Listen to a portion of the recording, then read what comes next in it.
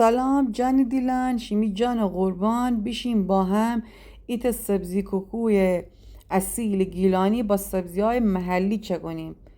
جعفری و گشنیز و تره و شوید و اسفناج از سبزی های اصلی هن کوکویه. از سبزی کوکو 2 نکته داره. نکته اولش اینه که باید از برگ سیر یا از ساقه ترسیر استفاده بکنید. سبزی و برگ سیر همه با هم خردکن جا خورده کنید. نیاز داریم به 3 مرغانه.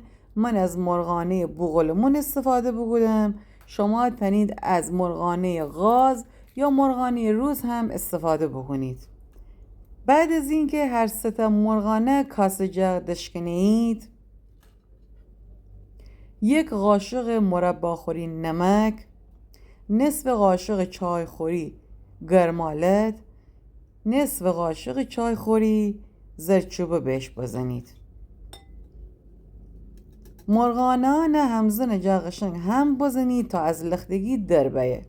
نکته دوم از سبزی کوکو اینه که بهش 2 قاشق آرد برنج اضافه کنید. وقتی سبزی با آرد برنج قشنگ با هم دیگه مخلوط بکنید،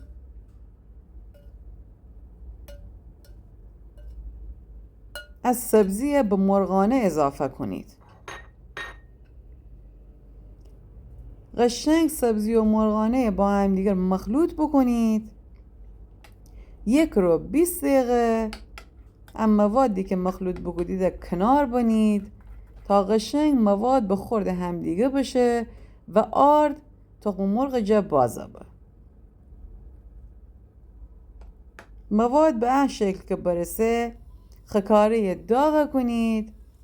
مواد کوکو سبزیه خکاره جا دو کنید. قاشق پشت جا قشنگ اونه صافه کنید. در قابلمه بنید. زمان بدید تا انا ایت طرف سرخه به و گردنید طرف دیگر هم سرخه کنید. انا مزمی سبزی کوکو محشر بوست محشر. لایک و کامنت شماره یاد نشه.